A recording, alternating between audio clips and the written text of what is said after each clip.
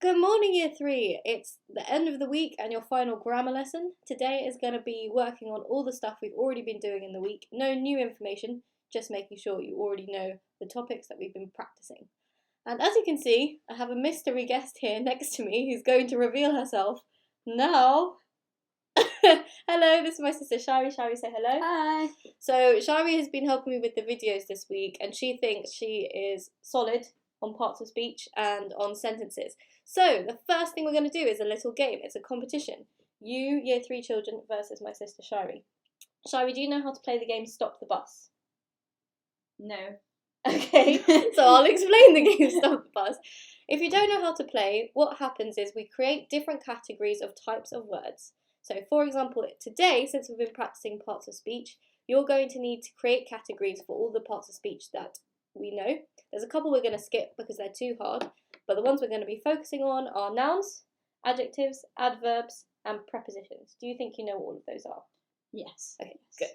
So what you're going to do is, Shairi, can you show them how to lay out some columns on a piece of paper? So we've got a piece of paper and a pen. If you don't have a piece of paper and a pen, pause the video now, go and get one. Okay, good. I hope you've got one now. So we need to lay out our table into columns. You have done tables in maths, so you should know how to do this. Shairi, can we have 4 columns, please? Nouns, adverbs, adjectives, and prepositions. Once we've done the columns, what's going to happen in the game is I'm going to say a letter, and then you're going to have 1 minute to think of a word that starts with that letter for each of the categories. So you're going to need a noun starting with that letter, an adverb starting with that letter, an adjective starting with that letter, and a preposition starting with that letter. Alright, Shairi, can you show everyone what you've done? Hold it up to the camera. Oh, it's a bit dark. There we go. So nouns, adverbs, adjectives, and prepositions. So I'm going to put a 1 minute timer on the clock. You should have your pen and paper and your table ready. If you need extra time, just pause the video, get your table ready. And then I'm going to say the letter and you're going to have 1 minute to think of a word in each category. It will not count if it is not the correct category. So if you accidentally put an adjective in the noun column, it won't count, and it has to start with the letter that I say. Okay, so Shairi, the first one, are we ready? I will start the timer as soon as I say the letter. The first letter is the letter B. Here we go. Oh, she's already got a noun. I can see she's getting a bit stuck on adjective. We've got an adverb.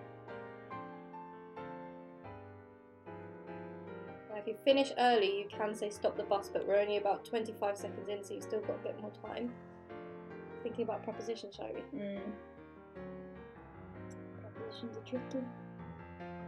If you're stuck, think about the videos that you've seen earlier in the week. Okay, 20 seconds.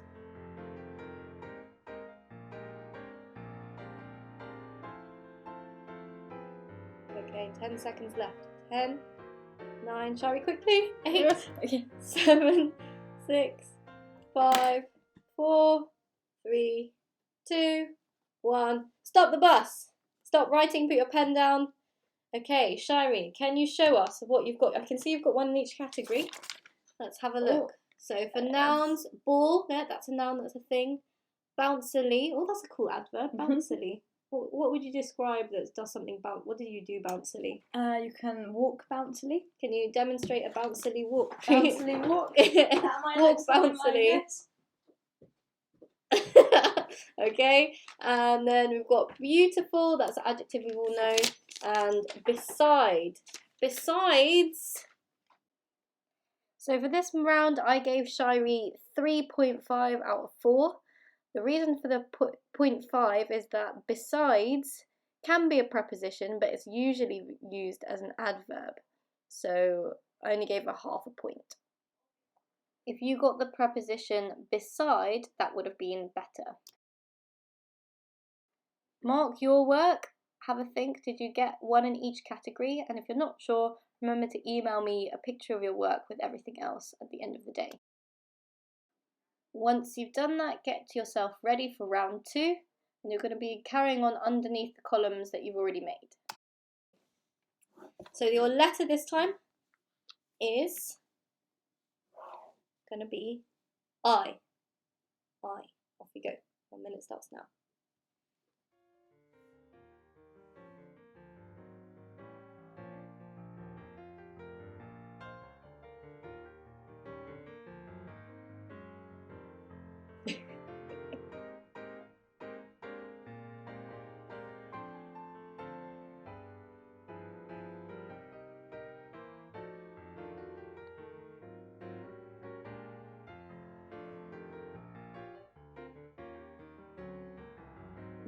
Stuck in the preposition again.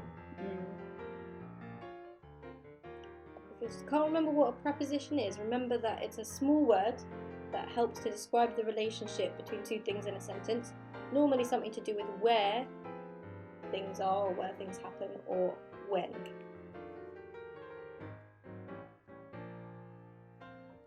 Five, 4, 3, 2, 1. Okay, stop the bus. Put your pens down. Let's see what you have got. So Shairi has got the word icicle. That's a very cool noun. I like that one. Intensely was her adverb. So she's taken the adjective intense and turned it into an adverb. Interesting, an adjective. And in is a preposition. So this time, Shairi, well done.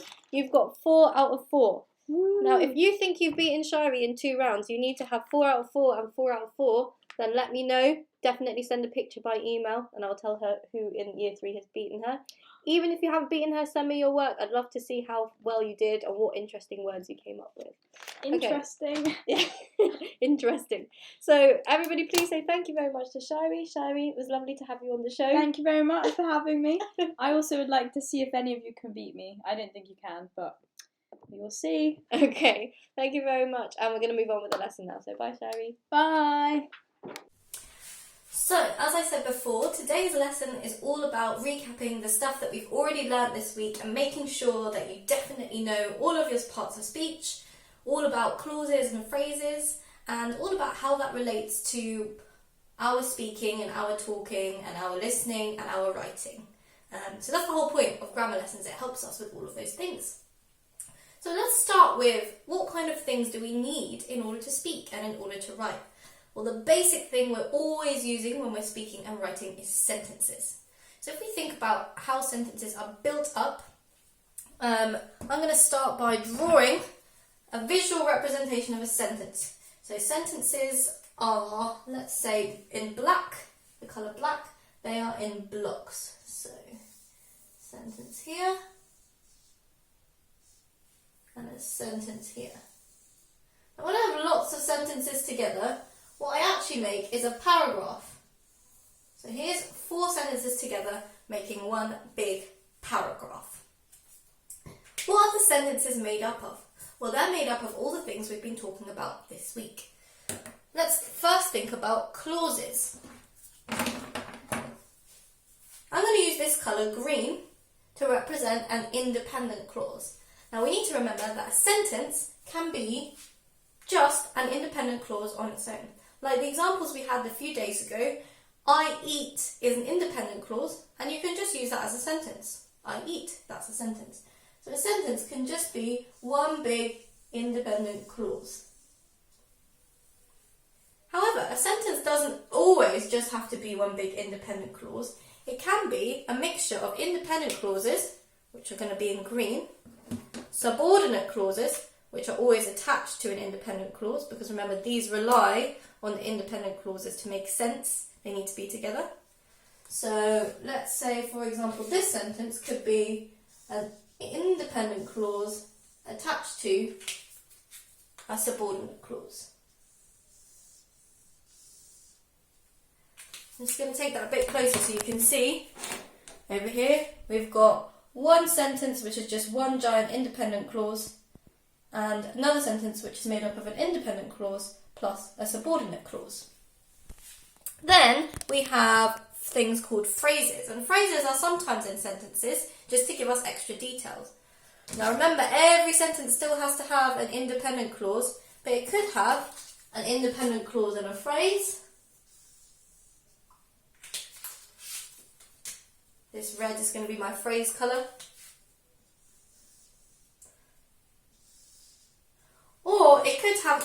a sentence could have inside of it an independent clause attached to a subordinate clause, which has also got a phrase in it. So we could have a sentence made up like this. 1, 2,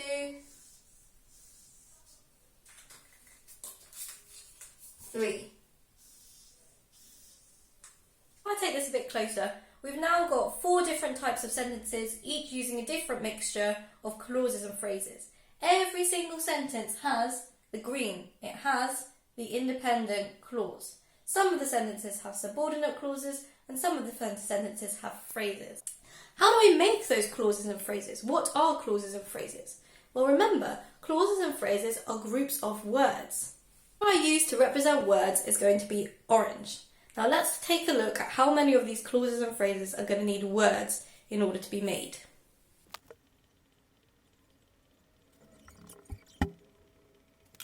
Okay, so now you can see that all of the clauses and phrases that are making up my sentences need to have words in them.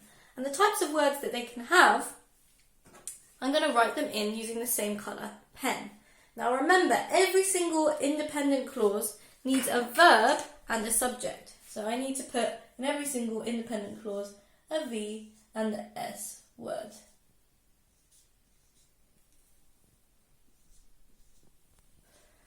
It might also have other things in it. The subject could also be a noun, because subjects are normally nouns.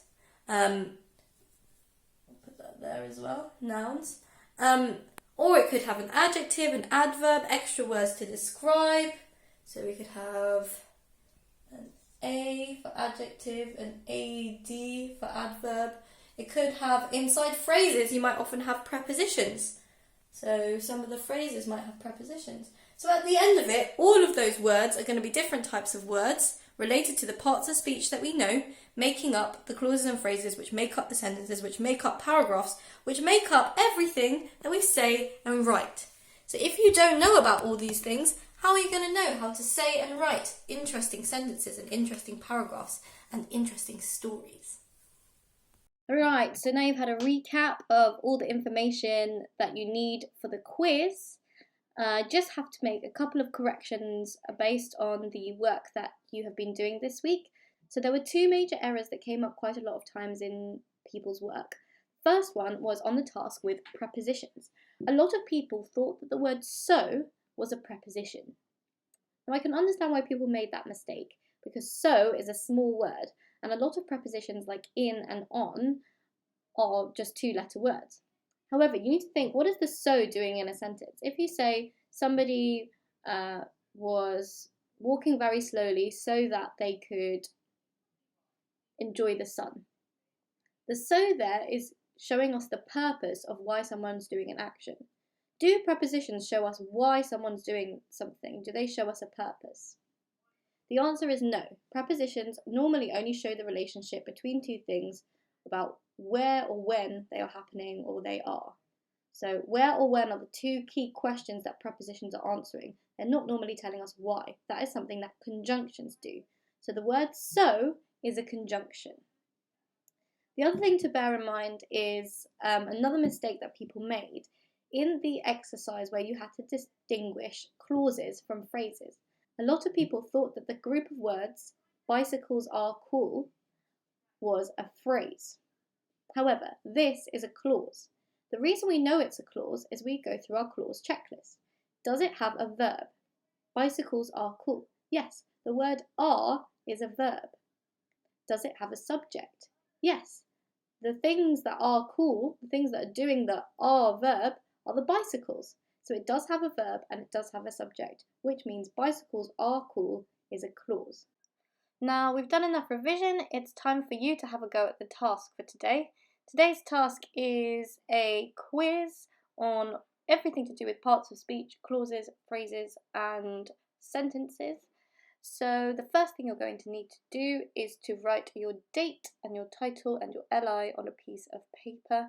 You may pause the video at any point if you need to write something down or copy it from the screen. This is the first question on the quiz. I'm going to show you how to answer these questions on your piece of paper. Then, if you have the actual quiz printed out or as a document, that your mum or dad or guardian has helped you to download, you can carry on, go off on your own and just complete the quiz. If you haven't got a printout, then follow the video and I'm going to show you each question one at a time. So this first question asks, which of the following is a noun? Breathe, bread, because, or bad? Now I know the answer to this is bread. Bread is the only one that's a noun. So when I write my answers to my question, I'm going to just write the number 1 in the margin and next to it write the correct answer. I do not need to copy out the question. I do not need to write all of the options down, just the correct one. Now it's question 2. Which of the following is a preposition? Never, of, in, or so? Pause the video to write your answer down and then carry on. Question 3. What 2 things does a clause need? A noun and a verb and a subject, a verb and an adverb, a capital letter and a full stop. Which of the following is a phrase? Nobody cares, by my side, she was walking, I love you. Question 5. What type of clause does a sentence need to have? A phrase, nothing, subordinate clause, or independent clause? Question 6. Can an independent clause be a sentence? Yes or no? Question 7. Which of the following is an independent clause? It is sunny, sunny, because it is sunny, because of you. Question 8. What part of speech would you most often find in a subordinate clause? Preposition, pronoun, conjunction, adverb. Question 9. Which of these is not a pronoun? On, they, it, I. Now the final question, and think carefully about this because it's got a double star, which means it's super tricky. Question 10. Which of these is not an adverb? Energetically, always, easily, really. Okay, so well done everyone for your hard work in today's lesson. That's the end of the lesson. Remember to ask your parent or guardian to take a picture of your quiz and send it to me at this Year 3 email address which is on the screen now. And especially if you have any work that you did for the Stop the Bus to Beat My Sister, please send that in too. And I look forward to seeing you all soon and till the lessons continuing on Monday.